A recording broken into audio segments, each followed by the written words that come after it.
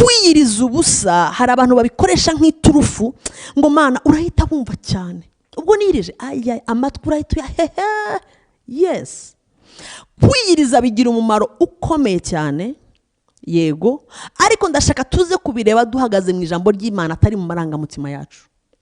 Reka ntangire nkubwira gutya, ntabwo kwiyiriza bikora ku Mana kuruta uko bikora kuri wowe. Kwiyiriza gukora kuri wowe cyane.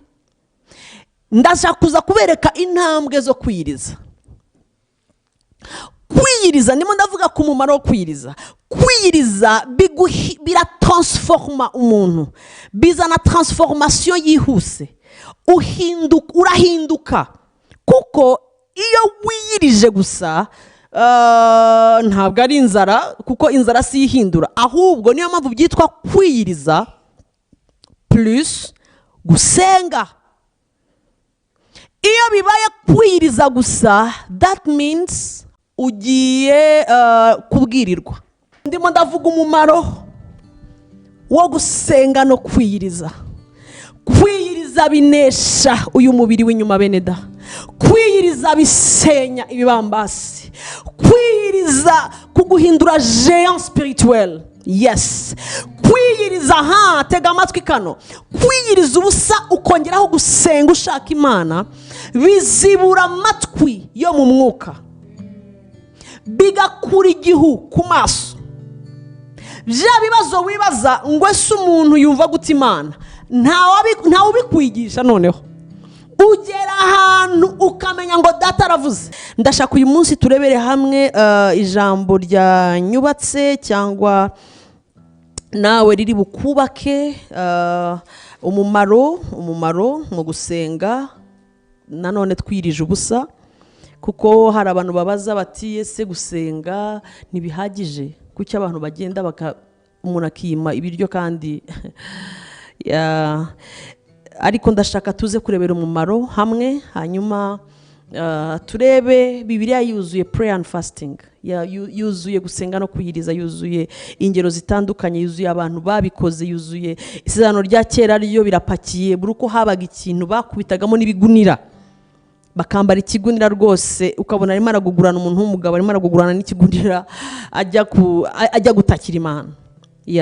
So ndashaka ibi bihe tubifate tuzarebere hamwe kugira ngo ubisobanukirwe, ntizabe 70 days ya Grace Room, ahubwo uzagire nawe uburyo ubyubaka mu buzima bwawe, ubishyire bihinduke lifestyle, bihinduke ubuzima bwa buri munsi, nibibe igitangaza kumva ko wasenze kandi wiyirije.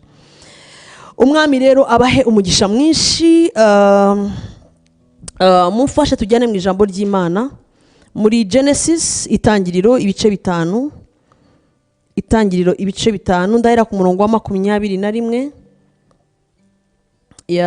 Itangiriro ibice 5. Itangiriro ibice 5 ndahera ku murongo wa 21, 22. Twagiye itangiriro ibice 5, nizere ko wahageze. 21, umumaro mu gusenga wiyirije ubusa.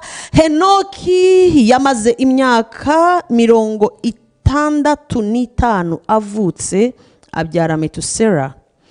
Amaze kubyara Metusela, Henoki agendana n'Imana imyaka 300. Oh my goodness.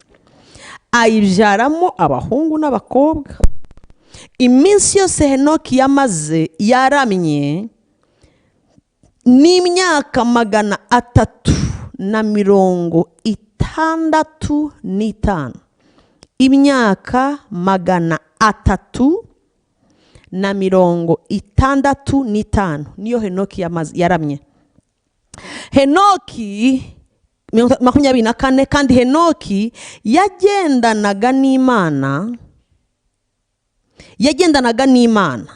ntiyaboneka kuko Imana yamwimuye. Jesus. Henoki agendana n'Imana ntiyaboneka kuko Imana yamwimuye. Turajya no mu gitabo inyuma mu isezerano rishya, mu gitabo cya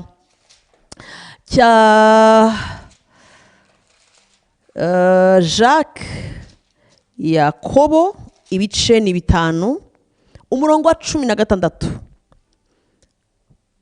Yakobo ibice 5:16. Mwaturirane ibyaha kandi musabirane kugira ngo mukizwe.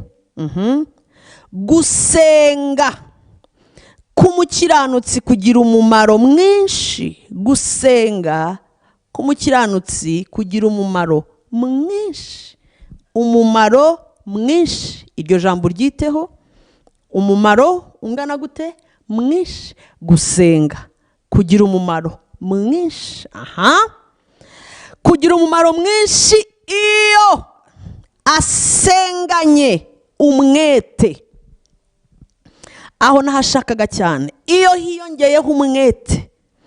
Dore bagahita baguha urugero, dore Eliya yari umuntu umeze nkatwe, asaba cyane ko imvura itagwa. Imvura imara imyaka 3 n'amezi 6 itagwa. Yarasenganye umwete, imvura irahagarara, arongera arasenga, nuko ijuru rigusha imvura, ubutaka bumeze imyaka yabwo. Urebe ukuntu Bibiliya itajya ijya muri detaye. Ngo arongera arasenga, yarasenze irafunga, arongera arasenga irafungura, imvura iragwa. Batweretse ngo arongera arasenga. Nibatubwiye za nshuro baduhishurira. Yasengaga abwira umugaragu genda garuka, genda 7 times, genda. Ubwo wibaza ngo hagati yo kugenda no kugaruka ni minota ingahe yabaga amaze? Yabaga amaze umwanya ungana iki ku mavi? Ntibawutwereka. Batwereka gusa ngo arasenga. Umwete we ntabwo bawutwereka, ariko this guy, uyu mugabo yari prayerful.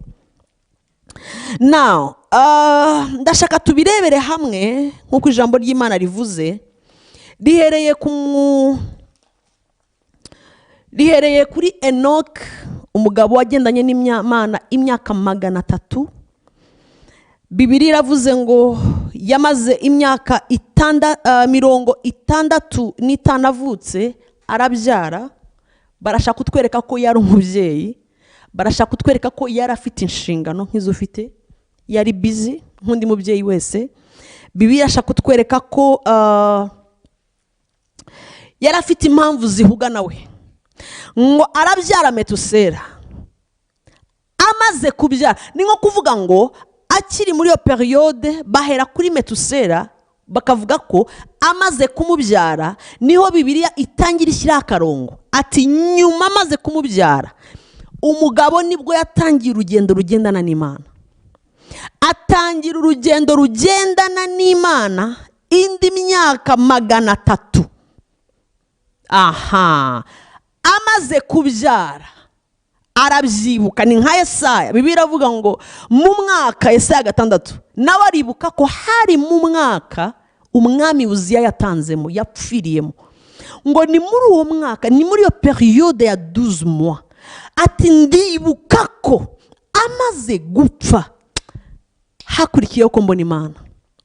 Ati uwo mwaka muri icyo gihe amaze gupfa Uziya, ati njya ku yindi level yo gushaka Imana, ndayibona, ngo mbona yicaye mu ijuru baramya, atangira kuvuga ubwiru, kugeza ubwo Yesaya twibiri banga avuga ngo narahanuye ndahanura, ariko nshatse Imana nyibonye, nibwo navumbuye ko iminwa yanjye yanduye. Nibwo yatangiye gutaka ngo ndajya he. Nibwo marayika yazanye ikaramukozaho, umugabo araboroga, ndi umunyaminwa wanduye. Ninde wakubwiye ko ufite iminwa yanduye? Nuko yaracometse ageze mu yindi realm, amaze kubona Imana. Ndashaka turebere hamwe mbere yuko tuza gufata umwanya uhagije uyu munsi wo gusenga, umumaro ukomeye mu gusenga no kwiyiriza. Turaza kurebera n'ibintu bitandukanye gusenga no kwiyiriza bikora mu muntu.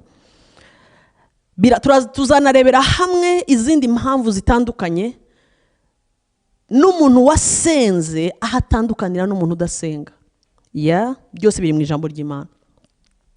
Reka ntangire noneho nanone cyangwa nkomeze mbere ku buryo nshuti zanjye gusenga gusa Imana irumva.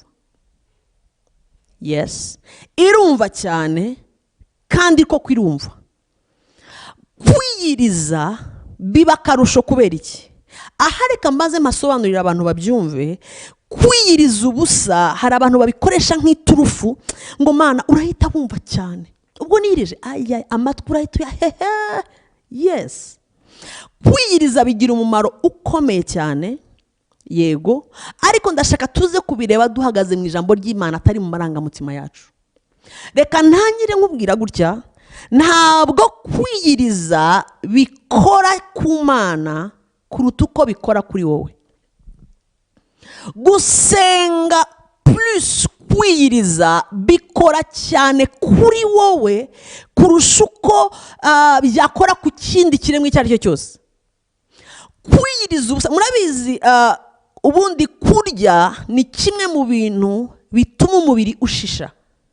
Buriya kurya ifunguro risanzwe ry'umubiri bifasha uyu mubiri wacu, byubaka uyu mubiri, le corps, the body. Umubiri birawubaka, urarya rwose kuko umuntu atunzwe no kurya. Urarya umubiri ukubakika. Niyo mpamvu njya mbigisha ko no kurya mu mwuka urubakika mu mwuka. Uku kuntu dukurikira ijambo ry'Imana buri gihe, uku kuntu twiga ijambo ry'Imana ntabwo ubimenya, ariko ubu urimo urarya. Umaze iminsi urimo urarya ijambo, urimo uragabura. Uba wateguye isahani spirituel. Hallelujah. Ubu urimo urarya, urimo urakurikira ijambo.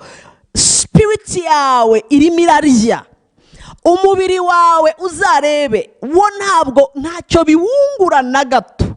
Gukurikira ijambo muri 70 days cyangwa n'ahandi ntibiwungura, ahubwo umubiri urasakuza. Uhita ukubwira ati iryo jambo asomye urarizi wana, waswitchinze off, wakwigiriye ukareba nk'aka gapira kabaye muri cyangwa wagize gutya reba ibindi. Umubiri burimo urareactinga kuko ukoze igikorwa kitawugaburira. Ariko iyo ushyizeho ikindi kintu gifite aho gihurira n'umubiri, umubiri wumva uri comfortable. Icyo kintu umaze kukibona? Uramutse ushyizeho amaseri y'amafilme ari akwenteresa cyane, ntabwo umubiri ushobora gusakuza. Hari n'abantu basinzira na telefone ntamenya n'igihe yagize gute yasinziriye, kuko umubiri wenjoyinze mpaka urananirwa, urakubwira ngo komeza urebe mpaka urasinzira. Hari n'abantu bareba filme bugacya akarara iveye overnight y'amaseri pe ntahunyize, ahubwo ati umubiri uba wawushyizaho ushaka. Umubiri urimo urafashwa, uhita ukubwira ati reba na part 2 utarya part 2. Hari n'ukuntu uhita ugukabiriza uti part 3 please. Shyiraho urebe ukuntu yasoje ite. Niyo mpamvu n'abakinnyi barabizi, bagenda basigamo akantu kagutera amatsiko ngo ukomeze, kagutera amatsiko ngo ukomeze. Uko ukomeza umubiri wenjoying. Ariko uzarebe iyo ushyizemo ijambo urakubwira uti umaze kumva ibyo arimo aravuga buvuyeho gato, dore kiriya cyangwa hakaza abantu muri salon kugira ngo uyitukuraho ngo uraza kwikurikira nyuma na nyuma ugasanga ntubonye umwanya neza. Abantu bakaza utarunabizi ko baza, cyangwa umwana agahita abyuka akarira cyane ugahita uva ku ijambo. Ariko iyo umubiri uri muri atmosphere yawe, nta mwana urira, nta mushyitsi winjira. Ndashaka mbereke kwanza kukwiriza ubusa hano biza gukora sasa. Umubiri buri gihe bibiri bitwereka ko niwo uhora mu ntambara n'umwuka. Umubiri ufite ibyo ushaka, ufite ibyo ufite uko wakuze. Reka mpere mu kuvuka k'umuntu. Mu cyaha niho wavukiye, niho navukiye.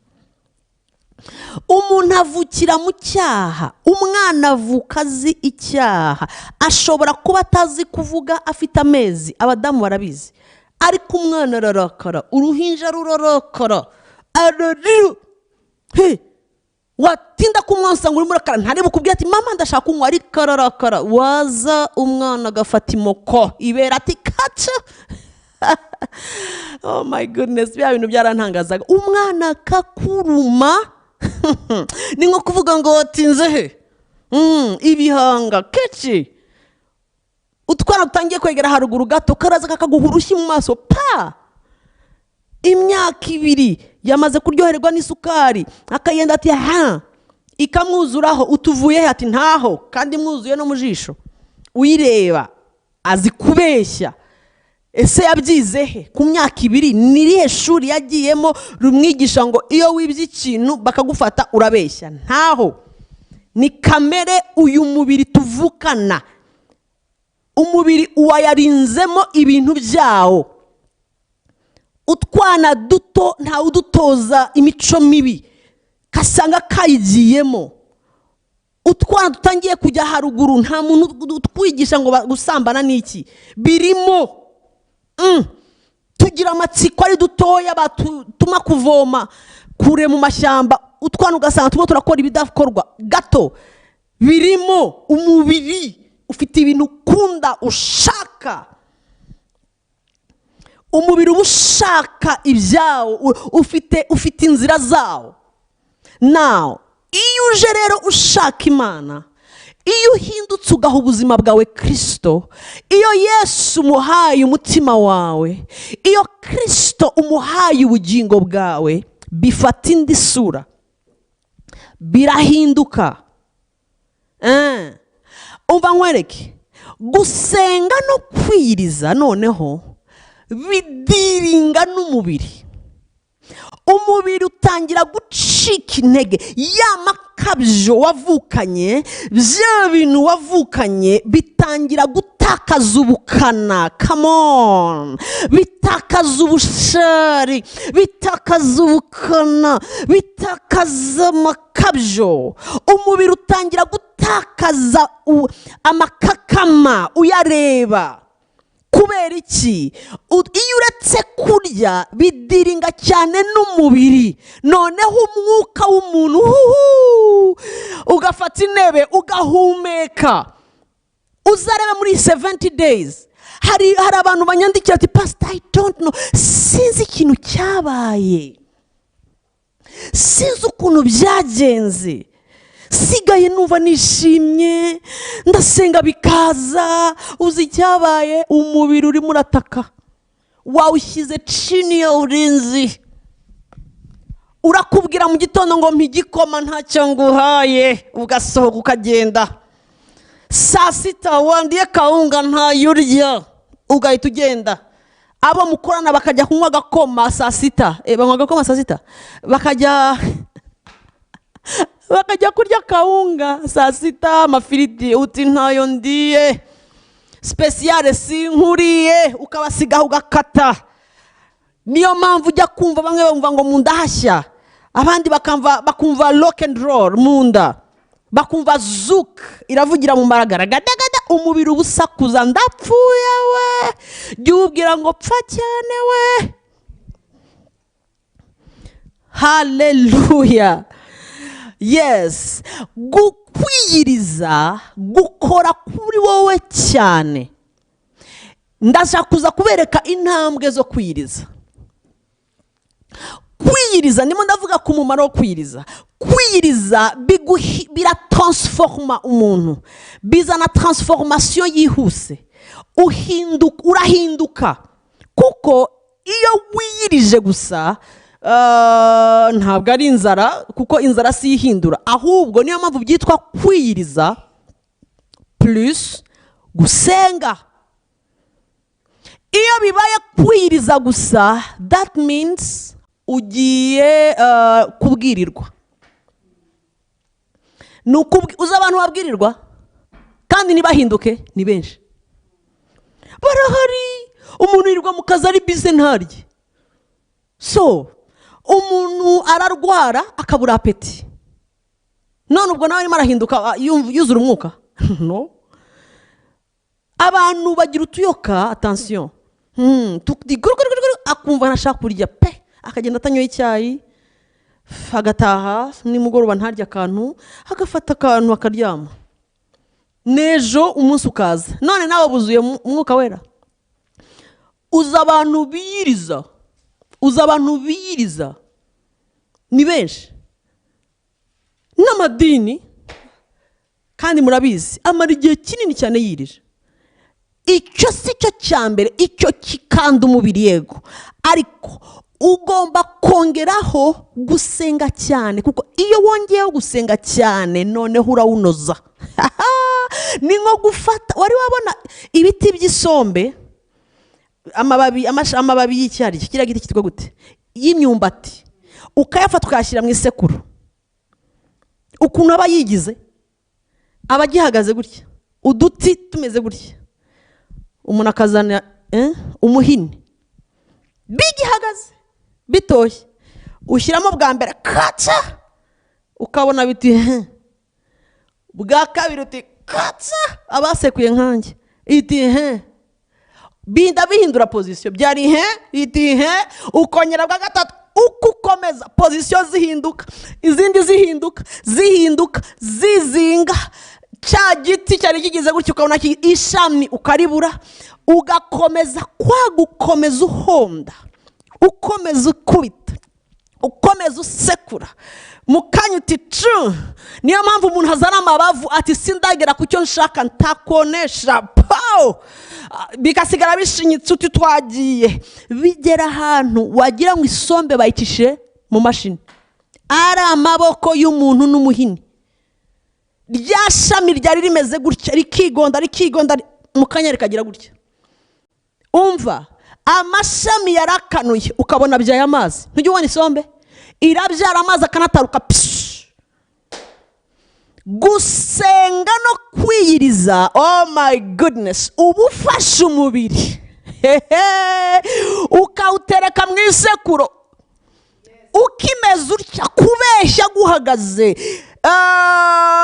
desire yo gusambana imeze gutya, buri jipo iciyeho urakurikiza amaso, buri ukase buri muhungu uciyeho uti mbega gatuza we yateruriye, amaso aba ameze gutya. Mwacyumvise icyo mvuze? Ukawutereka mu isekuro, uwuterekamo ukigukanuriye gutya, utaramanura umuhini, uba umeze utya. Umva, wakora ku kantu ntibamenya aho ugacishije, babyita kudeplasa, ntabwo ari ukwiba, ntabwo bakiba, baradeplasa. Buri cyaha bagishakira izina. Ibintu byose ubwirasi bwarenze bukimeze gutya, kwibona, isi ijejeta, umuziki w'isi ujejetera hano, amafilime y'uburyo bwose, amashusho mabi byose bijejeta, ariko wamvugiye ngo Imana, kwiyiriza uvuye ku gusenga gusa, kwiyiriza uba umanuye umubiri neza uti mwene da, my body, jya mu isekuro nkwereke. Umunsi wa mbere ukabyuka uti bampaye ku gikoma uti isekuru, ukabukubisemo iki, umuhini, umubiri uti ko, ukizinga. Saa sita utingiye kongera gusenga, ukumva indirimbo mu nda, dore akareti karahiye, dore kariya gafiriti ryaho kamwe, utitoka ugafata umuhini, umuhini ni ijambo, ni ugusenga. Mukanya umukobwa agacaho, ukongera ugakurikiza ya maso, nawe uti bongera urebe hano mu isekuro wewe, ugashyira ukongera ugasenga nimugoroba. Umva, iyo ukubise umuhini gatatu, isombe ibirangiye, ubu urangije? No. Mwacyumvise, ntabwo uba urangije akazi. Bibiliya yavuze aho twasomye muri Yakobo ibice 5:16, uravuga ngo gusenga k'umukiranutsi kugira umwete iyo akoze iki, iyo asenganye umwete, kugira umumaro. hari umumaro. Tubanze twumvikane ko gusenga no gushaka Imana bifite umumaro, ariko bavuze plus umwete. Ako kantu niko kadusoba, kuko gusenga, umva, ubusasha kumbwira ngo iyo umuntu arimo arasekura nubwo ari agasomba agiye kurya mu kanya bibaza ngo biraryoha, ubusava amabavu asetse ntabwo biryoha. Niyo mpamvu abazi ubucuruzi babiciye hirya, bati umuntu arajya kuruhira iki, shyiraho imashini tukwereke, bagatama amashami isombe ikazana ize gute irangiye. Ariko ababikoze amamashini ataraza, tubaze. Ngewe nicyo kintu nangaga. Mama yaguze sombe nahitaga ndwara, sinzabyibagirwa ndi umwana. Napfaga kubona mu gikapu avuye guhaha nkabona avanyemo imineke, ni haleluya, avoka ntishitale, nkabona kuyemo insambaza, ni yes, nkakomeza nkareba ifu y'ubugari, ni uruwera mana uratugaburiye. Isombe ni mama mu mugongo, ikintu mama ikintu nigeze kuremba, sinzabyibagirwa. Ndaremba sigara nibaza ngo ndakureho umuriro, kuko ikintu cya mbere mama yazaga n'ikiganza agira Imana ndakureho umuriro koko. Ariko nararembye ku buryo, ariko uzi ko umuntu ashaka kwikora ibintu, uzi ko mu masaha 2 gusa narimo ndatitira, kandi natangiye mbyigirisha mukanya numva birare. Satani umuhamagaye araza, aravuga ati karibu tuze. Okay, naratitiye ariko umuriro urabura, ndatitira umuriro urabura, ndakorora. Uzi ko nakoroye, ariko sinzibagirwa kirage narakoroye. Mama aravuga ati ariko si umuntu ujya uremba, naguze ibiti by'isombe. Iyo naguze isombe umwana wanjye araremba, ashobora kubagira allergy. Babivugiraga hirya ni allergy na wewe. Allergy ya wapi? Nararembye. I will never forget that day.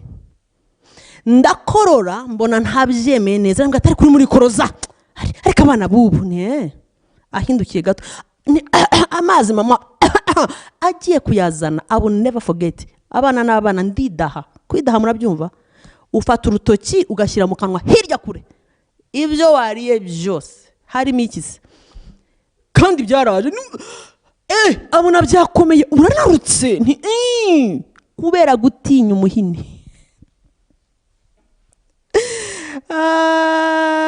Abanseka Imana bababarire, namwe mwabaye abana pe. Ndidaha neza, araza ati muzane igikoropesho di umwana wanjye, ntaduta uduta. Nabonye umuhini, natinyaga gusekura cyane, ariko uzi gufata ikintu ntibinoga vuba. Aha rero ugatonyoka, bajya kuziteka abatasekuye bakarya nyinshi.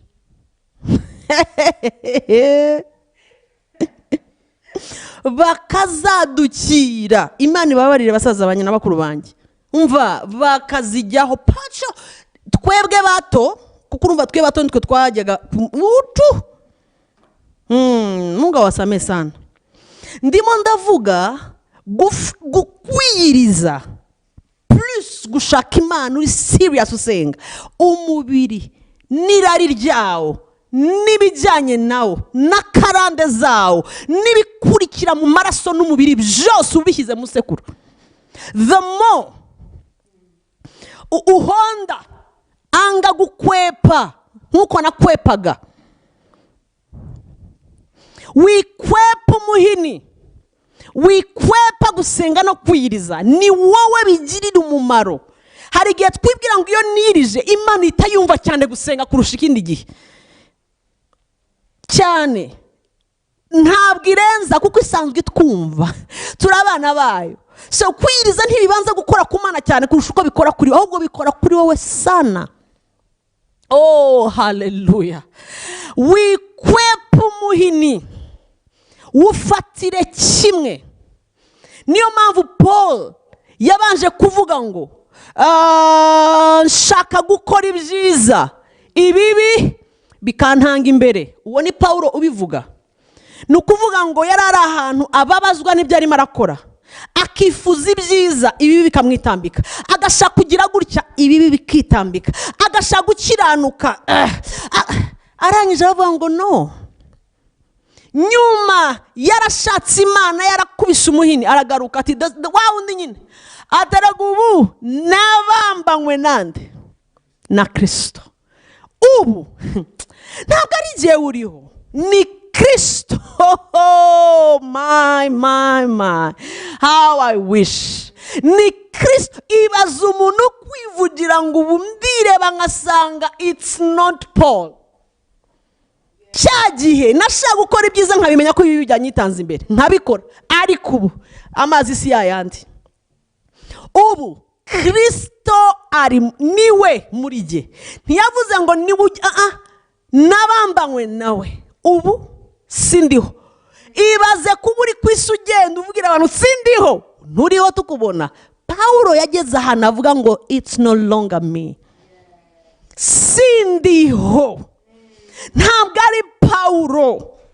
Ndagenda ndi umusore ariko gushaka byavuyemo. Niyo mpamvu abantu tubita ba Pawulo iyo batashatse. Pawulo yarebaga umukobwa akabona ni nk'igiti kigenda. Yari yarageze kuri level avuga ngo ni Kristo wenyine muri jewe.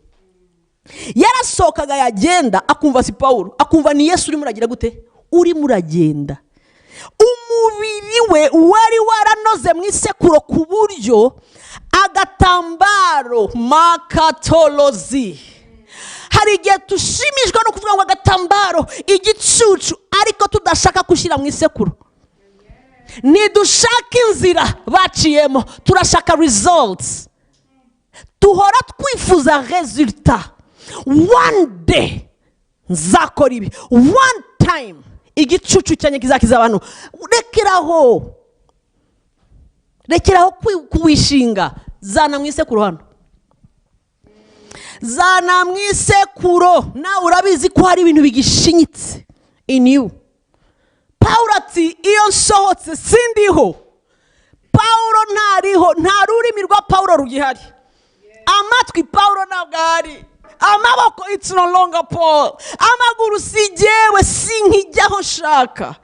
Pawulo yari ahantu nihe mwana yanjye, barahanura, bari mu masengesho, biri mu yakozwe n'umwa kangahe, barahanura bati nyiri ni umugozira ngo ntagiye Yerusalemu, ati kuko agiye gupfirayo. Pawulo arabareba ati I know, niteguye no gukata umutwe. Pawulo amaze kumva ubuhanuzi ko ari nyiri uwo mwenda, niba ari umwenda ngo arafungirwa i Yerusalemu, abirenga aravuga ati gupfa ni inyungu, niteguye gupfa. Imana irabivuze, thank you, atariko ntago ndi bubireke, ngiye Yerusalemu. Agenda abizi ko bari bumwicireyo, agenda uzi ibintu yahuye nabyo agezeyo exactement, bari bagiye kumurangiza. Ariko umugabo ntabwo yariwe, ubundi urupfu bataranaruhanura ruratinywa. Nkaswe kumva umuhanuzi w'Imana abivuze, kandi yari umuhanuzi w'ukuri utari w'ibinyoma, akuburiye. Tekereza ariko Imana kuburira umuntu, biriya bintu binkoraho. Pawulo don't go, asubiza Imana. Umva level Pawulo yarariho, ati Jesus nanjye surumva urupfu rukinkanga, urimo urambwira mbireke, good, nta kibazo, reka bishimisha ko ndajyayo, ndajyana ijambo ry'Imana. Yesu ati okay, nta kibazo, ugende, ndakurindirayo. Umva umuntu ahantu yarageze. Pawulo wari ufite ubugome, mu bagome iyi si yagize. Pawulo yari muri class 1. Pawulo kwica byari amasegonda, kunyereza abantu bavugaga Kristo byari amasegonda. Ntiyashaka no kumva abantu bavuga izina rya Kristo, ntiyashaka no gutega amatwi.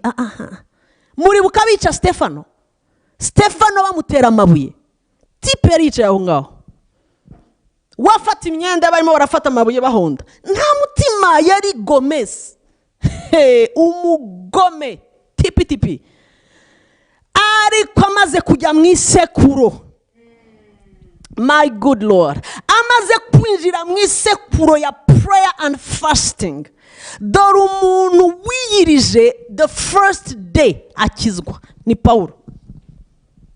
Niko yavutse mu gakiza, ariko umunsi ahura n'umucyo uramurasira ari mu nzira ajya hese, yari muri gahunda y'ubugome.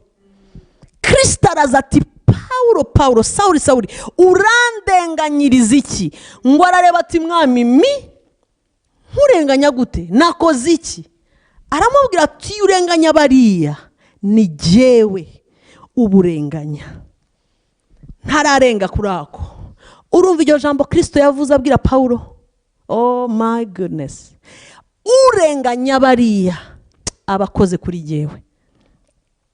Urabona, iyo ikintu kigukozeho kiba gikoze kuri Kristo direct. Iyo ikintu gikoze ku muntu w'Imana kiba gikoze kuri we. Bibiliya iravuga ngo Pawulo agwa nk'uhwereye. Kuva ubwo yamaze 3 good days, iminsi 3 nta kiryo habe. Yahise yiyiriza, yavutse yiyiriza. Reka mvugane n'abantu bamaze imyaka 2 mu gakiza, bavuga ngo genda cyari umukristo mushyashya, niyo mpamvu ntiyiriza. Genda cyari faible, niyo mpamvu ntiyiriza. Jewe sindabyumva cyane, niyo mpamvu ntiyiriza. Erega 70 ni nyinshi, no pfumuga igifu.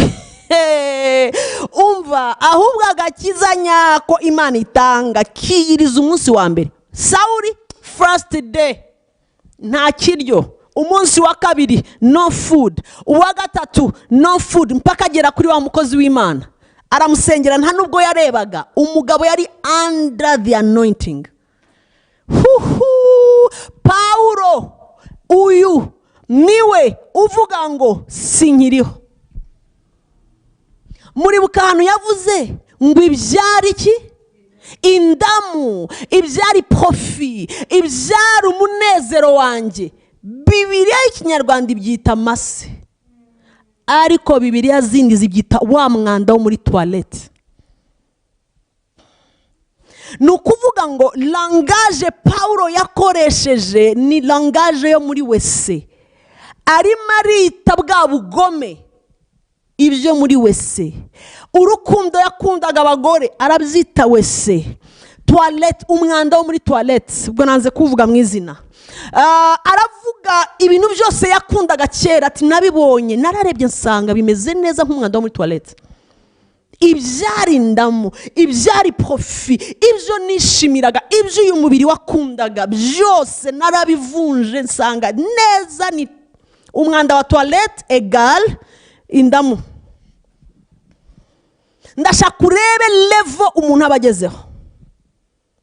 Ni ukuvuga ngo abantu bakunda agatotsi aho ntajyayo. Ndimo ndavuga umumaro wo kwiyiriza ubusa no gusenga. Bihinduke ubuzima bwawe. Wikunda kugaburira umubiri cyane kurusha uko wifuza kumwukurya. Hanyuma nushaka resulta, ushaka resulta z'umwuka. Umvuga uducurika ibintu. Icyo ugaburira cyane mu busanzwe n'umubiri. Rero nushaka resulta, shaka iz'umubiri. Nushaka resulta z'umwuka, switch, hindura, shift. Umubiri ukanire, hanyuma umwuka urebe ngo urashisha. C'est automatique. Uzareba ukuntu buri muntu wese ukijijwe ahora yishimira kumva ijwi ry'Imana. Kubera iki ntazi ukuntu Imana ivuga? Ese ubundi Imana ivuga gute? Ujya kuyumva ukayumva ngo mwana wanjye, uyumvira inyuma hano, uyumvira mu mutima, wumva ukuguru kumwe kugize ngo tingidi igahita ivugira mu kuguru. Abantu bahora n'amatsiko. uyumva gute, usobanura gute ko ari imana atari imana? Biragoye kugusobanurira utari muri iyo si. Ndakagushubije neza, kuko nugaburira, ndakandi ako kantu kumve neza, nugaburira umwuka wawe, umubiri ukawushyira mu isekuro, halo, ukawushyiramo neza, umwuka wawe ukawuha food, ukumukurikira online, ukurikiye neza, kuko nijya uvuga aho ntabwo urimo uravuga. Ubu umwuka wawe urimo uraprofita, umubiri wawe urimo uratongana. Ubu umubiri watonganye, genda urebe kwanza umwana, ese ubundi ubura urariteka ryari, ese ubu induru buzavuze, hehehe. Kandi ubu uramutse ushyizemo akaririmbo k'umuntu ntavuze, umubiri atukubwira ati haguruka ahubwo ugaceze. Ni ukuvuga ngo langage y'ibi bintu bibiri ntaho bihurira.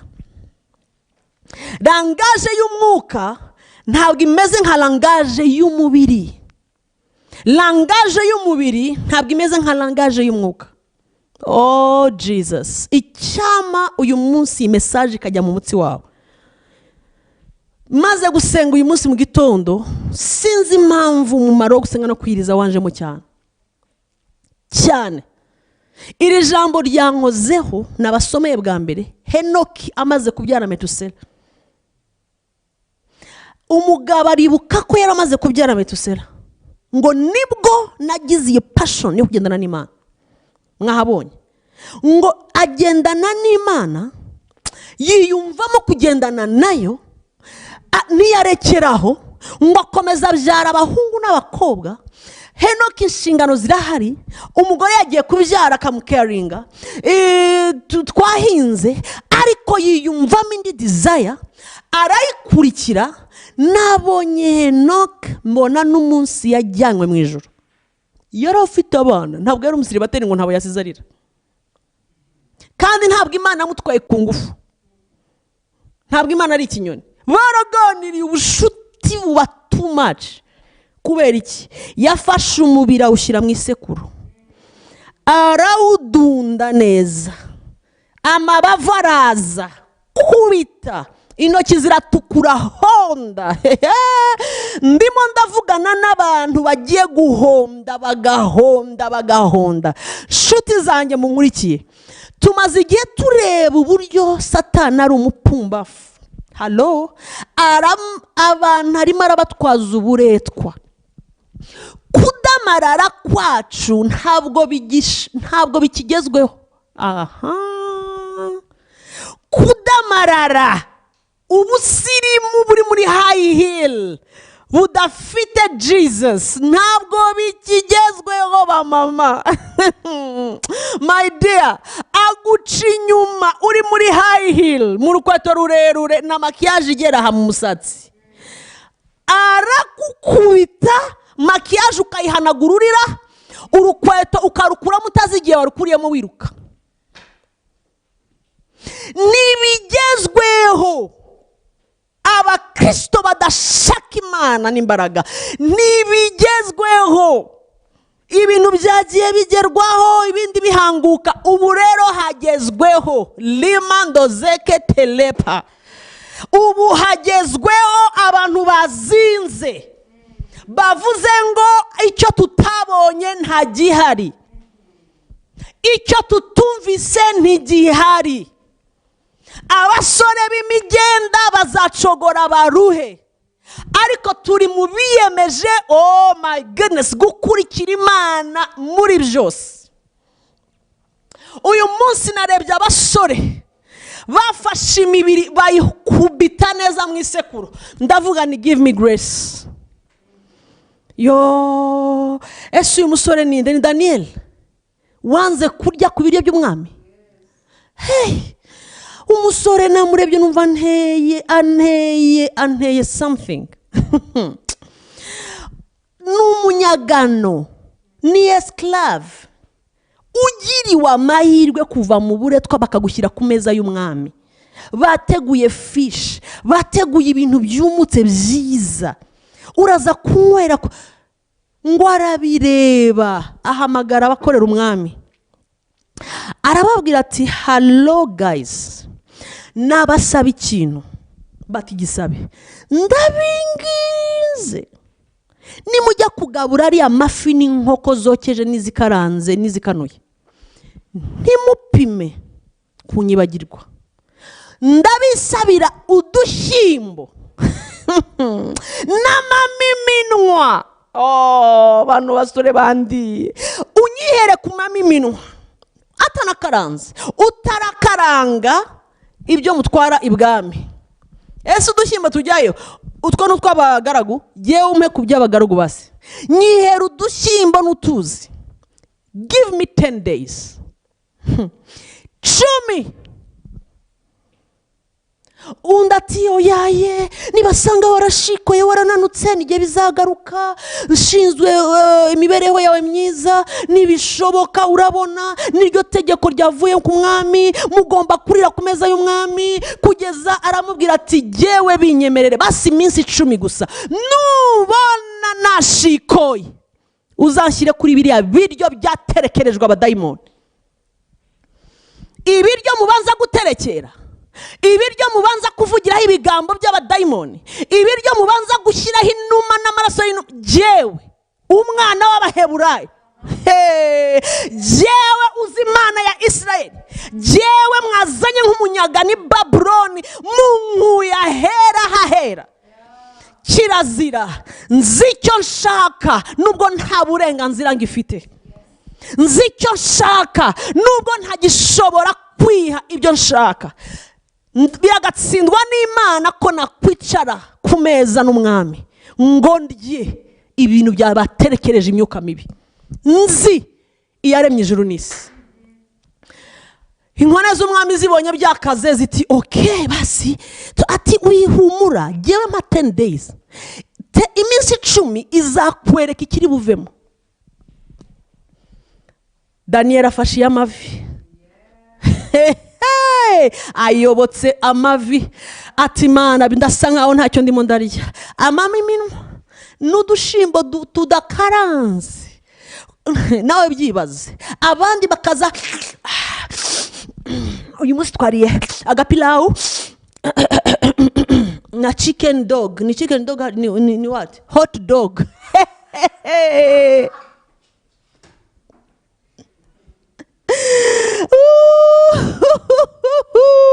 Chicken dog. Twariye ka chicken dog, ka hot dog.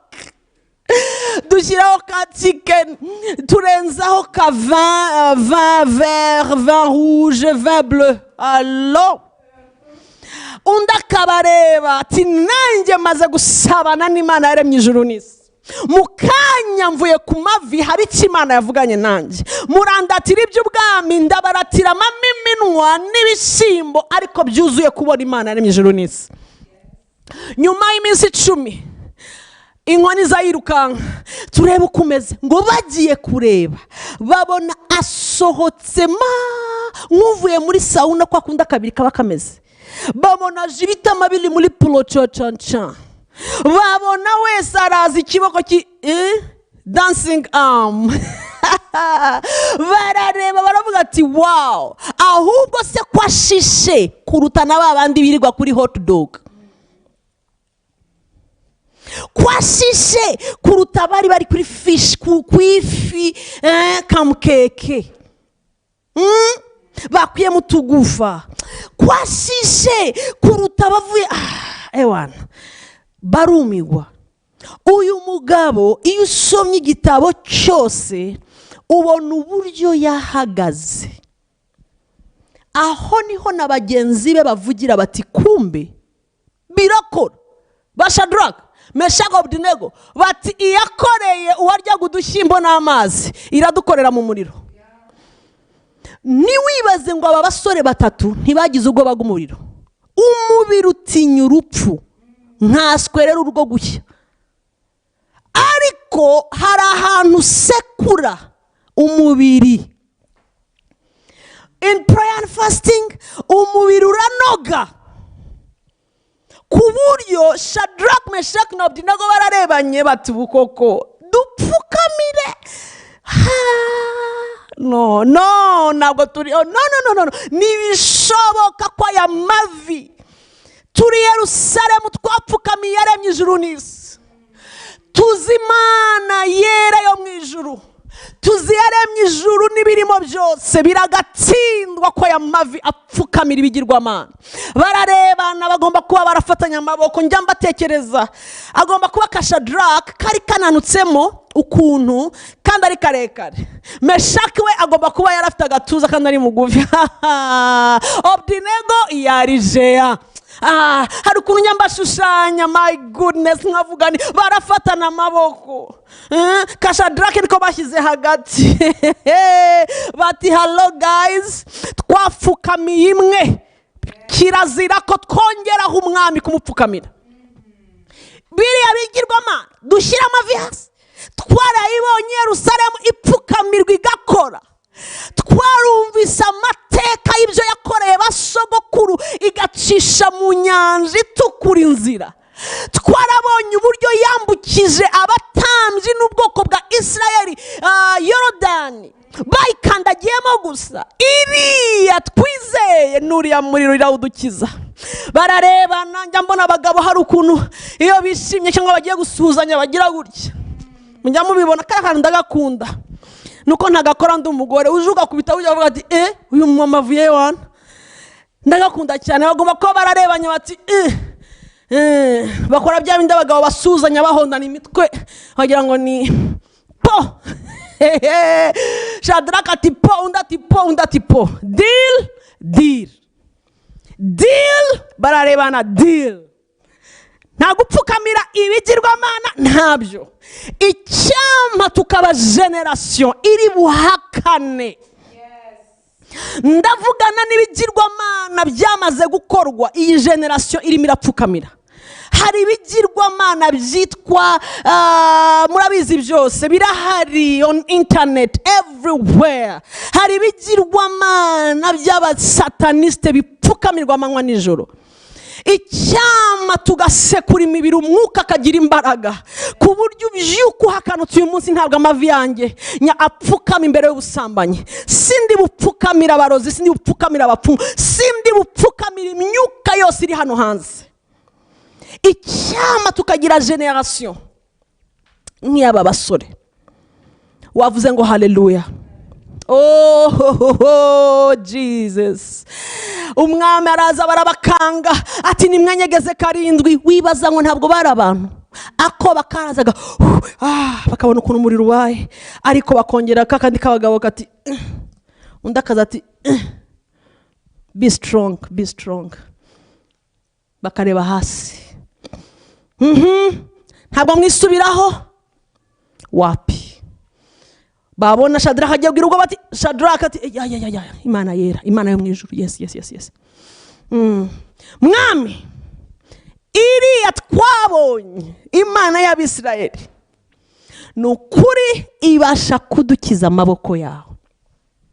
Niriya tanura iri ureba, iyi twizeye utayibona irabasha.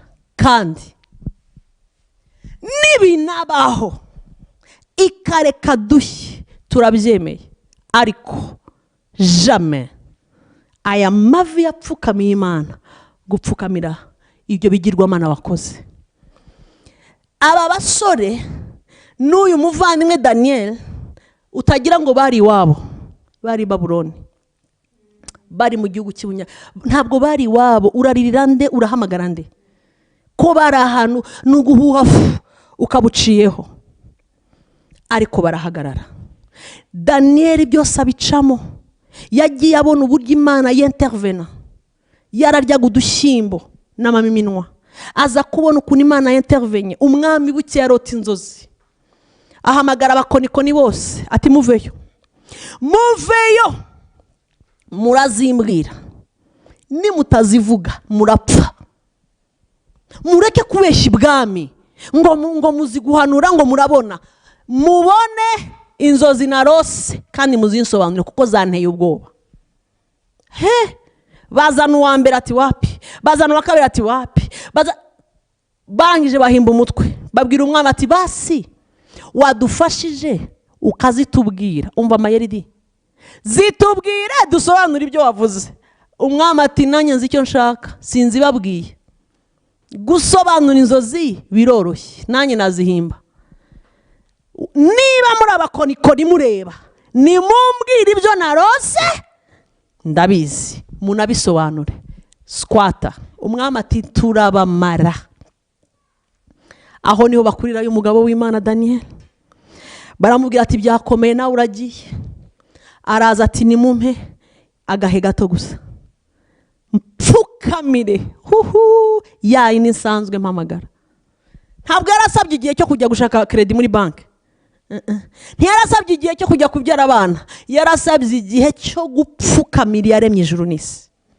Imana irangije iti dore uko byagenze, iramwereka ati hey, good deal. Agiye ku mwami ati hello king, urakabaho mwami. Byari ijoro iri niri, warose ubona ABCD EFG, umwami ati hanyuma ati urangije bigenda ABCD aha, bisobanuye iki rero? Arasobanura. Umwami ati ndafashwe. Umusore atezwa intambwe, ajya gusoza igitabo cya Daniel 11:32. Amaze kugera mu zabukuru, Daniel yashaje, afite message agiye gusigira itorero. Umva amagambo avuga. Reka mabasomere, fasha tuhasome hamwe igitabo cya Daniel. Ndashaka urebe uburyo ubwiru bw'Imana, icyo uzageraho mu zabukuru, icyo uzahura nacyo mu zabukuru, bizaba bitewe nuko wagiye mu buto. Iki gihe cya mbere Daniel yarimo arabiba asekura umubiri, yarimo arabiba ahonda umubiri, yarimo arabiba akora ibintu bitaryoshye. Abandi barya ibiryo biryoshye ibwami, ari kumama iminwa. Iki gihe utagira ngo iyo usenga wiyiriza uba urimo uraryamamo iminwa my dear, uba urimo urahutagura ibishyimbo. My. Iyo urimo urasenga uba urimo urabiba. Ndashaka turebe ibitabo bibiri, igitabo cya Daniel, hanyuma tuze gusimbukira no muri Ezra. Ariko ndashaka turebe imirongo itwereka gusenga no kwiriza. Ndashaka uyu munsi bikujyemo, uraruguza isekuru. Uyu munsi abashaka kugura isekuru muti amen. Ndashaka uyu munsi mugura isekuru. 32 Daniel 11:32. Abaca mu isezerano azabayobesha kubashyeshyenga, ariko abantu bazi Imana yabo, ariko abantu bazi Imana yabo, ariko abantu bazi Imana yabo bazakomera, bazakora iby'ubutwari. Aya magambo arayavuga imvi zimaze kuba umweru. So touching.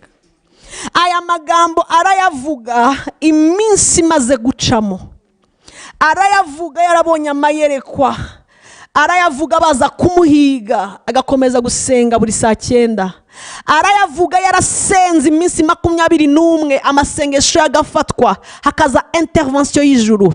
Aravuga yabonye byinshi, agiye gusoza urugendo. Arimo aratugira inama ati guca mu isezerano nta mpamvu, uzayoba inzira, ariko abantu bazamenya Imana yabo bazakomera, vuga ngo haleluya, bazakora iby'ubutwari. Yabyibonyeho, yarabibye mu busore bwe, yararetse ibiryoshye biraribwa arabyiyima, yararetse ikintu umuntu wese aba yishima kujya imbere y'umwami gusangira n'umwami arabyibuza yanze kwipendekeza mu yandi magambo. Uyu munsi turimo turibuza ibiryo, turimo turibuza kurya atari uko ameza yabuze ikijyaho, ukabitekera abantu ukabica iruhande bigahumura ugaca mu gikari ugahunga ugapfukama wumva barimo barasuka agakoma, chicken dog yashya uti ndagiye, hot dog, yes.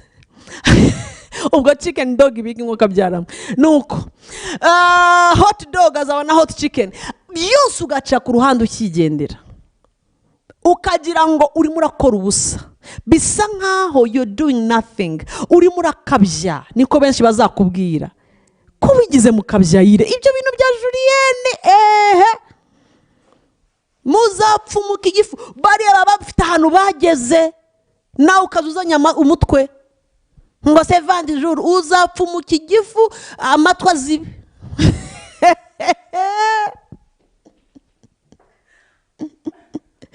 Oh Jesus, niko tempa zo mu matwi zizapfa. Ujya wumvisha ugutwi kumvuga ngo halovuga cyane uzira 70, wanakudanganya, barakubeshya. Ubwo nubwo bw'abadayimoni. Arashoje urugendo, arimo aravuga bwa nyuma, soza igitabo cya Daniel. Nyuma y'ubutwari bwose, nyuma yo kuvuga intambara zizaba, nyuma yo kuvuga ibizaba mu minsi y'imperuka, Daniel yarafotora ibyahishuwe, afotora uyu munsi ibyo turimo turacamo. The guy was deep in God. Yeretswe ibintu, yasobanuye inzozi. Daniel yaraye mu rwobo rw'intare, intare zishonje basonjesheje bazimumanuramo, still yanga kwihakana Imana. Yabonye iminwa y'intare idodwa buracya zihuma ayiwe mu izina rya Yesu, zihumira iruhande rwe, yabyemeye mpaka buracya. Umwami abura amahoro, araza kureba. None arimo aratubwira ati guys, ibintu ni bibiri. Hari uguca mu isezerano, ati icyo gihe nta n'impamvu uzaba ufite. Icya kabiri, hari abazamenya Imana yabo. Nange reka mbabwire Grace Room n'inshuti za Grace Room, ibintu ni bibiri. Ntibaza kubeshye ngo hari n'icya gatatu n'icya kane. Nudaca mu isezerano, nutava mu byizerwa, nta mpamvu, nutarekeraho gukurikira Imana, uzamenya Imana hanyuma uzakora iby'ubutwari. Iyo utagiye deep mu gucubira, ujya up mu kumenya Imana. Ubuzima bwo gusenga no kwiriza niyo lifestyle tubona kuri Daniel. Amakuru yamenyaga yose yabaga amanutse ku mavi. Yashoboye kumenya igihe ubwoko bw'Imana bugomba kugira gute. Arabara neza asanga ibyumweru ngo iki, umugabo bagiye ku mavi. Umwami yagize gutya ku mavi. Turaguta mu cyobo cy'intare, I'm ready. Umugabo arahagarara, ariko dore ukuntu ashoje atubwira. Aya magambo yankorogosho yarancumita. Ashoje atubwira ati guys, abazamenya Imana yabo hari ugukomera bazagira muri bo.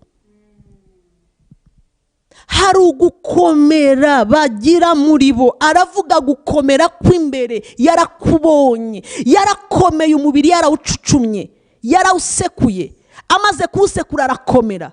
Beneda, intare no kuyivuga byonyine wahita uvuga uti wahita wihakana Imana. Simwe n'ibyana byayo babishyira mu mwobo munini, utagira ngo nakobo gato nk'akatuwarete bacukura hasi, no, cyari icyobo bazishyiramo zishonje zidaheruka kurya. Baramuzana, ndashaka ubone Daniel yegera umwobo. Nugire ngo yaravuga ngo uzi ko ndi bubeho, yarabizi ko agiye gupfa. The guy yarabizi ko agiye gupfa. yarabizi ko zidaheruka kurya, nta naho yari yarigeze abona intare zishonje zanga kurya akanyama. Yabibonye kwande? Yabibonye hehe? Kandi uko bamwegereza gahoro gahoro bashaka kugira ngo barebe ko tipati mugire vuba, jugunyamo. Yarafite umubiri nk'uyu wanjye nk'uwo wawe, yatinyaga nkanjye nkawe, yashakaga kubaho nkawe nanjye. Ninde ushaka gupfa? Nubwo bamwishe intare bashonjesheje, ubizi ko bayizaniye icyo, zirimo hasi uzibona zihuma, aho wahita uvuga utumva nikiniraga, ntabwo nari seriye, buriya narimo ndikinira. Reka tubisubiremo neza. Hariya mwavuze gute? Uzibona nene zivugira hano, abantu bakazumvira ku birometero bakiruka, ziri mu mwobo, ziri muri zivuga, zigutegereje. Come on. Arimo aratubwira ngo abazi Imana yabo bazakomera. Hari ugukomera kuba mu mutima, bene data. Hari ugukomera kw'imbere kudaterwa n'urukundo umugabo yaguhaye, kudaterwa na affection na bizu yaguhaye mu gitondo, kudaterwa n'amagambo meza umugore wawe yakubwiye wa mugabo we, kudaterwa n'ibyo fiancé yakubwiye mademoiselle. Hari ugukomera kudaterwa n'uko ufite fiancé cyangwa utamufite. Hari ugukomera kudaterwa n'uko ufite akazi cyangwa utagafite. Hari ugukomera kudaturuka kubiri hanze. My God. Hari ugukomera guturuka mu gusenga no kwiyiriza, kuguhindura kuguhindura iki sinabuze n'izina mbyita. Hari ugukomera arimo aravuga bitari bino by'akanyama abantu bakomera inyuma. No, aravuga gukomera mu bihe bibi, gukomera urupfu rwaje urureba, gukomera amahoro ari menshi, gukomera. Urazi ko yaje kuba umuntu ukomeye Daniel ibwami, aba hafi y'umwami, ariko ntiyigeze areka Imana ye. Yabaye up, yabaye hejuru, yabaye hasi, yabaye mu myobo, yabaye hose. Hari ugukomera kudaterwa n'amafaranga ufite. Hari ugukomera kudaterwa n'ubukene, kudaterwa na titre baguhaye mu gihugu. Hari ugukomera kwihariye kw'imbere kutajegajezwa n'uko ubuzima bwahindutse. Aravuga ngo abazamenya Imana. Hari ugukomera kw'imbere. Yavugaga gukomera yahanganye n'intara zireba, arazibwira ngo ndaje sha ni munyice. Agomba kuba yarasenze isengesho, wakira umugaragu wawe mwa, aho kugira ngo nguhakane, aho kugira ngo I'm ready, nzapfukamira wowe unyakire mu bawe. Agomba kuba yarabisenze, ndaje mwami ubushake bwawe bube. Ugira ngo yayivije ijambo rimubwira ngo ntabwo ziri bukurye. Wapi? Azimanukamo asanga marayika yamutanzemo yazizibye. Kubera iki? Hari intare, hakaba n'intare y'umuryango wa Yuda. Izi ni intare zaremwe n'intare, nyantare y'umuryango wa Yuda. Asanga nyir'umuremyi, umuremyi waziremye yahageze, arazibwira ngo mwese muhinduke mugire ibihanga, mwese zipu, mwese muhinduke ibyana byiza. Asanga nizo ziriho ziramubwira ati hello man of God, uzatwibuke nugera ibwami. Zafunze zipu, ararayumva zihuma. Uramwumva icyo yakoraga munsi? Yarimo araramya Imana tu. Njya n'imagine wakoraga iki Daniel mu mwobo? Agomba kuba yarimo araririmba. Hari indirimbo ivuga ngo imbere yanjye hari ingabo, inyuma ngo zishinzwe kungwanirira. Inyuma yanjye hari ingabo zishinzwe kuturwanirira, zoherejwe n'Imana itaha. Haleluya.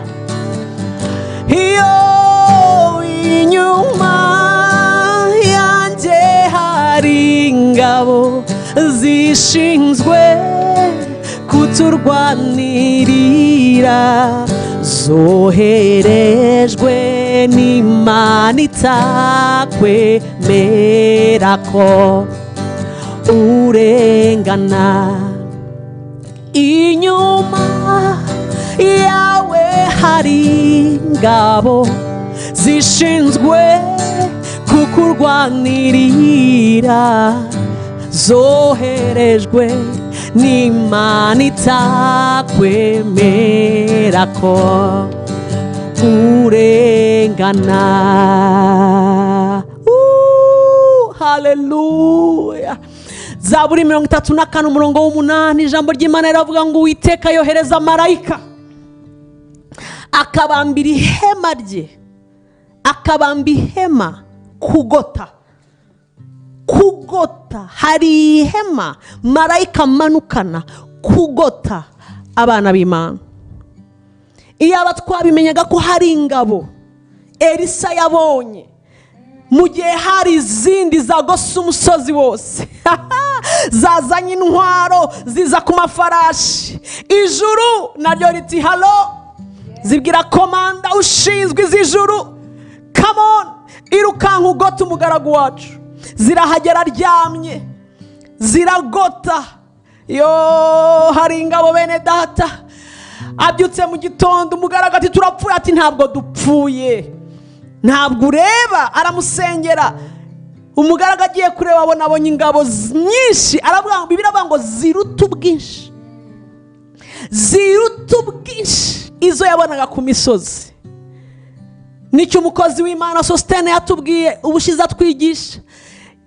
Ingabo zahagurukiye kumurwanya bari muri Kongo, abarozi n'ibindi, ngo baje bageze ku nzu ye basanga marayika yamaze kuhabamba ihema. Ngo bahageze ngo bahabona imbwa harya, ngo imbwa zirabirukankana. Can you imagine? Nta mbwa bagiraga. Haje ikindi yatubwiye niki? Bahasanga uruzi, ngo bakabona inzu iri mu mazi menshi badatukuntu bayambuka. Marayika yari yaranjije, aravuga ngo halo, abana banjye bararyamye. Iyaba wamenyaga intambara Imana irwana utazizi, erega kuba uriho ntabwo ari uko Satani yihanye. Ntabwo yihanye, nta nubwo agutinya. Ntabwo bari abana bawe bambaye antibal. Wapi, ahubwo araza akabona uruzi, yagaruka agasanga yagira gutya agasanga inzu yimutse. Kubera iki? Hari marayika uhora tubambiye amahema buri munsi. Yo, ndimo ndavuga umumaro wo gusenga no kwiyiriza. Kwiyiriza binesha uyu mubiri w'inyuma bene da. Kwiyiriza bisenya ibibambasi. Kwiyiriza kuguhindura géant spirituel. Yes. Kwiyiriza tega amatwi kano. Kwiyiriza ubusa ukongeraho gusenga ushaka Imana bizibura amatwi yo mu mwuka, bigakura igihu ku maso. Bya bibazo wibaza ngo ese umuntu yumva gute Imana, nta ubikwigisha. Noneho ugera ahantu ukamenya ngo data aravuze. I tell you, ugera ahantu nta masomo baguhaye maremare ngo steps 5 warazumvise, ariko ntabwo uri murayumva. You go deep. Komeza ujye kure mu Mana, iravuga ukabimenya kuvuze. Ivuze wasenga mu ndimi wujujwe ikinterpreta. Umwuka bwa mbere, umwuka wera yenterpreta. Sinzibagirwa atangira kwinterpreta, jewe nsenga numva nujujwe ni mu mwuka, mu ndimi nshya, numva umwuka yarimo arinterpreta. Nafashe ikaramu ndatangira nkomeza nsenga, jewe nkandika mu Kinyarwanda ibyo arimo aravuga. Uriya munsi numvise na umva. That was my first experience. Wow. Yo, numvaga nayibwira abantu bose. Yo, kuko nagiye numva ngo abantu banditse amandiko. amandiko buri ikintu utarajyamo wumva ari ibintu utazi. Okay, sinanditse gihe ibintu bitagize, nanditse akinterpreta nkandika mu Kinyarwanda. Ndibuka n'ubu amagambo yambwiye kuko nahise mbyandika, kandi nta minsi nk'inga yaciyeho exactement nza kubona ibyo bintu biba. Ariko kuko nani mfite message, tekereza ariko kandi uko ukomeza ugenda niko you go deep. Nicyo cyabaye kuri aba bagabo. Ntugire ngo hari ikindi kintu bari bambaye do special. Nibyo Paul avuga ati ndamu ibyari ndamu byahindutse futu. Ati sigara numva ari Imana nshaka, nta yindi ndamu gushaka. Yumva bya bindi twebwe twafashe nk'ibya mbere, we yagezaho yumva no need, bitazambuza kuvuga ubutumwa. Umva ariko bitaza usendiruka nkana hehe. Uzi ko yagiye kwandikira abakore ntarababwira ngo iyo umuntu akiri ingaragu, buri arimo aravuga ibyo ati uri ingaragu, you free. Uramanuka gutya ukagenda ntabigutega, ushimisha umwami uri ingaragu. Arimo arasiga amavuta ibyo yararimo. Atari kwiyo uri mariye, umwana yarize ngo urashaka gushimisha umugabo, sizijya gusengana. Yarimo aratubwiriza ibyo yabayemo, ibyo ibyemezo we yafashe, bitabikwereka uko yatekerezaga. Ni ukuvuga ngo yanze gushaka kugira ngo bitabangamira ministry. Imagine, icyo nicyo kintu utabwira ikiremwa muntu ngo ndeke kugira gute, ngo bitagenda gute, nzamushaka nabwiriza ubutumwa. Ni ikintu utanazana, nta n'umuntu wakimubwirije. We out of love, urukundo akunda Kristo arabireba neza. Ati umuntu ari, niyo mpamvu yanabitwandikiye ati uri ingaragu, you go everywhere. Uva hano uvuga dore ingendo 3 zose yafashe mu byakozwe n'intumwa. Yari ingaragu kabisa. Biya babikora gute? Amara amezi 8 akabanza agakomeza amatorero ya hano, ntawe yasize inyuma arira. Yagera muri Efeso agashinga ibirindiro, yagera mu Batesalonika ati hasi impava, akabanza yazarangiza ngo bakamuherekeza akajya ku nkuge, ngo agapfukama nabo bakarira, bakamusezera akagenda. Ugatekereza tubungiye kuvuga he? Can you imagine? Atavuga ngo umugati wa baby, agiye kwandikira abakorina ati ibyo muri mu bya mariage acana. Uramutse uretse gushaka waba ugize neza cyane, mwarahazonye, waba ubaye uwa mbere. Buri aravuga ni ukuvuga ngo ibi bintu bya dusambane cyangwa bya intege nke z'umubiri yari yarazirenze. Yari yararenze ikintu ngo umubiri haraho bawubambuka bambika. Abatubanjije yarawubambye desire irapfa. Irapfa.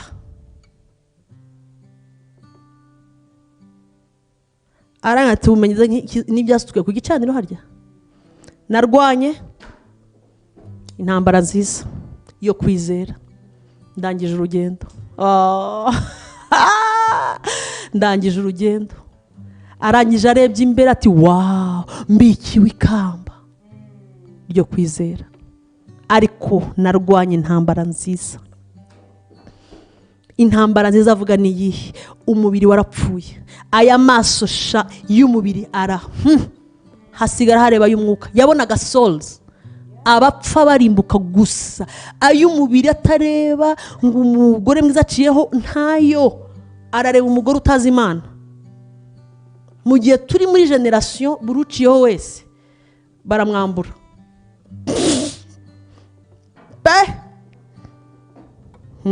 So Imana ibaho umugisha mwinshi.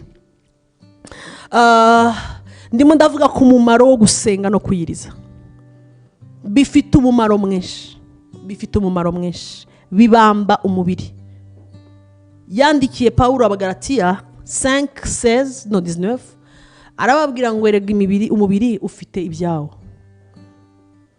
Atufite ibyawo, ufite ibiranga umubiri kubeshya, kuroga, ubwirasi, gusambana. Avuga ijambo hasi rigomba kudukoroga natwe. Aravuga ngo ngo abakora iby'umubiri, abakora ibisa bityo, ririya jambo rinkoraho, ntibazaragwa ubwami bw'Imana. Ni nko kurahira ati niba bagendera mu buretwa bw'umubiri bazaragwa ijuru.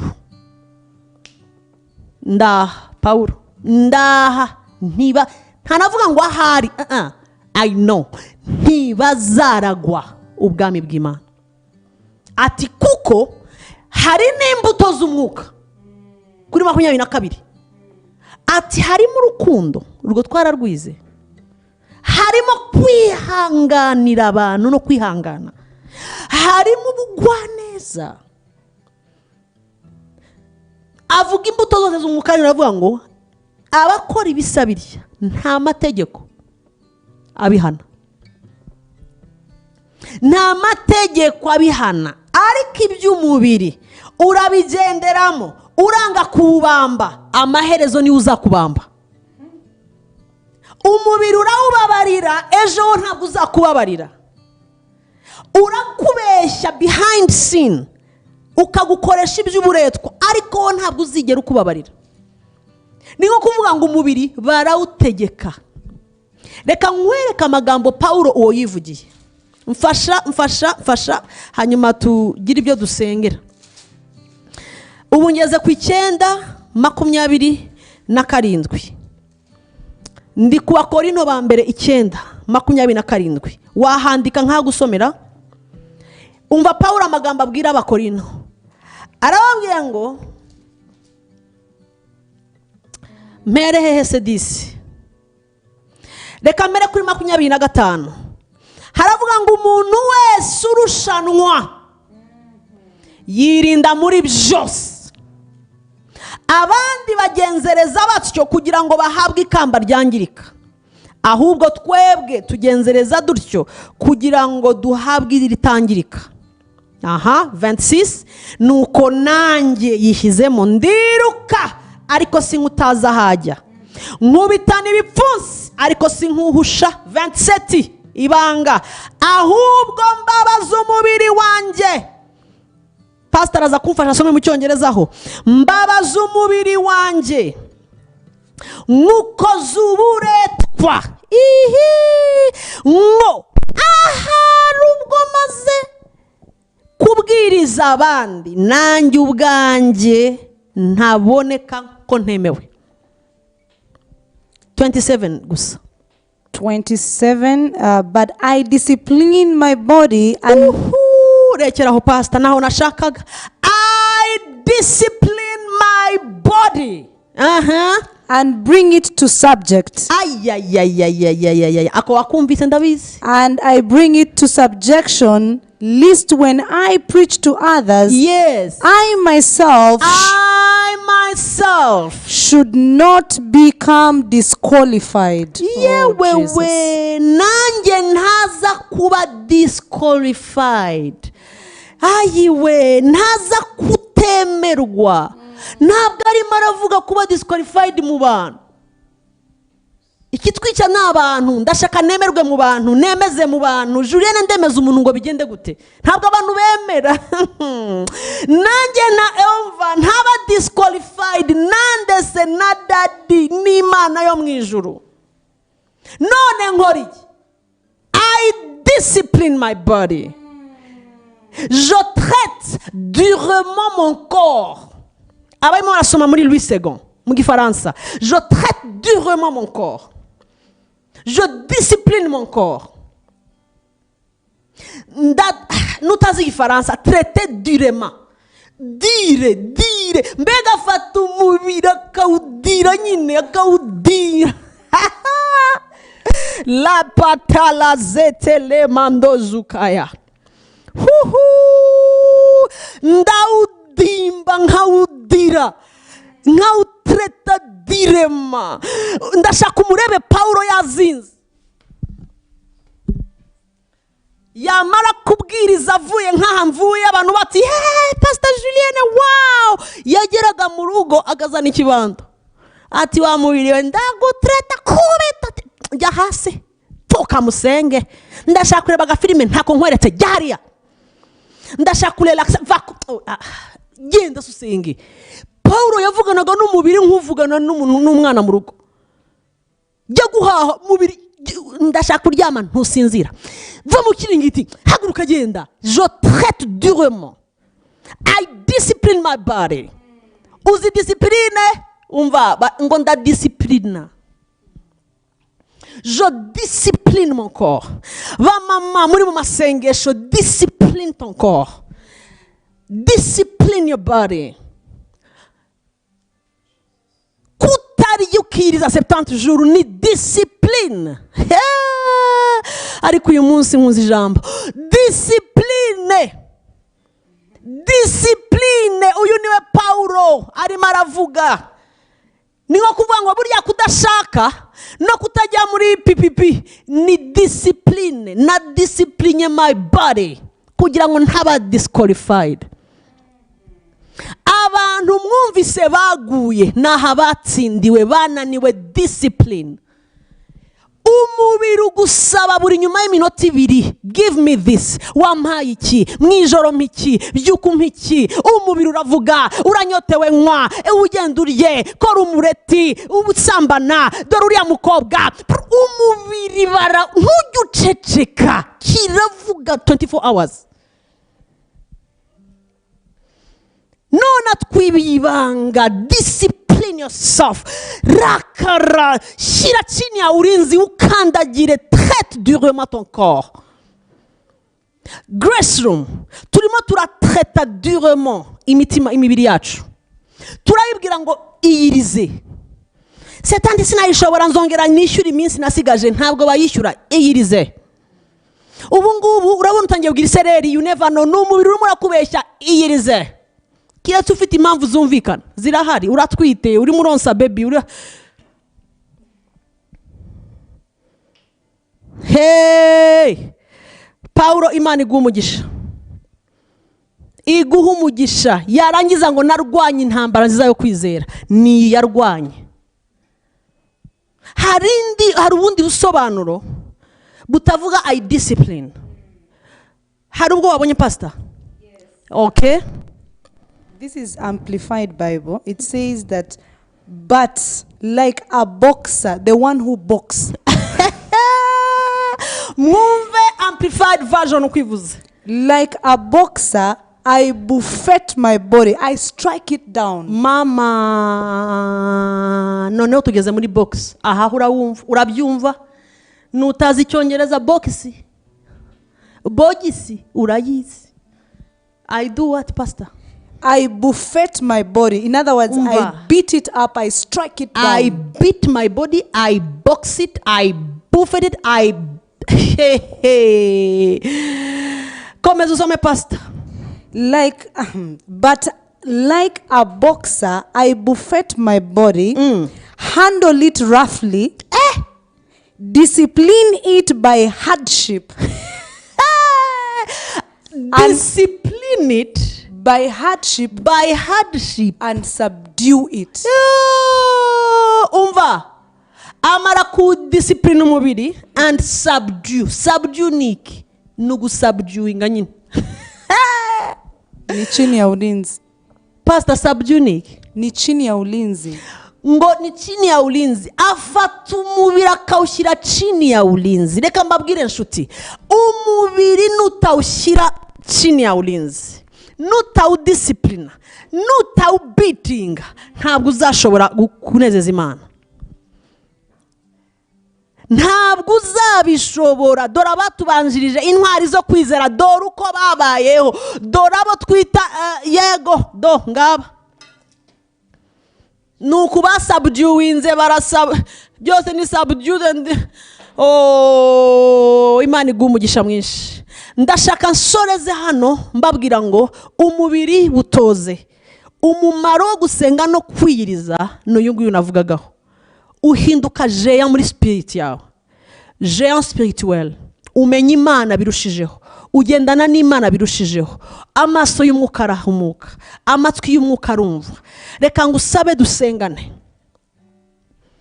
ngusabe dusenge akanya gato nyuma dusoze aya materaniro yacu. Mfasha aho uri hose usengere muri iki cyanditswe dusomye uyu munsi. Mana mfasha ibyari biri hagati yanjye nawe udashaka bihinduka mase uyu munsi. Ndashaka uzamure kuko ibyo Imana igiye gukora mu buzima bwawe nta nubwo abantu bazabyemera, bizaba biri too good, birarenze. Rero shyiraho ikiraro, habeho guhindukira uyu munsi, habeho kuko twamaze kubona iyi minsi yo gusengera ibyifuzo yanyeretse ikintu gikomeye cyane bene data. Nabonye uburyo Satani ari mubi, ni mubi, nta keza agira. Kurangara kwawe gato ntuzamenya aho aciye. Nta mwanya wo kurangara tugifite, dufite umwanya wo kuba maso, wo gukunda Imana no kuyiramya. Reka rero aka kanya tudisipline imibiri yacu. Mfasha niba uri ahantu uri wenyine, niba ushobora gupfukama, niba ushobora kuzamura, niba ushobora guhaguruka, niba uri kumwe n'abantu muri benshi, still you can pray. You can pray. Reka tubisengere mu bumwe. Umwanya nari ngiye gusabamo ibyifuzo, ndumva ngiye kuba ndetse ibyifuzo kuko nawe uri icyifuzo gikomeye cyane. Reka mbe ndetse ugatonze kwanza nawe ubicyifuzo. Mfasha dusengane, mfasha ntuve online dusengane. Umwuka w'Imana kumanukire nk'imvura, imbaraga z'Imana zigusanga aho uri, zikubita imitwaro yari ku bitugu byawe, zikubite kuremererwa kose kwari kwicaye kuri wowe. Addictions zicika akakanya, zibure, zigende, umwuka bawuhumeke, kuko Imana igiye gufata abantu mpiri, hanyuma habeho manifestation. Imana ni wowe igiye gukoresha, uri intorezo y'Imana. Ndasenga ngo mwuka wera gusanga aho uri aka kanya. Ndasenga ngo imbaraga zisumba byose zigutwikire nko zatwikiriye Mariya. Ndasenga ngo ihema ry'Imana rigusanga aka kanya. Amasegonda make mfasha uzamura ijwi ryawe, rizamura nk'utabaza ijuru. Wisenga wongorera, kongorera byakumariye iki, dini ryakumariye iki. Dore abatubanjirije ko bagenje. Data mu izina rya Yesu,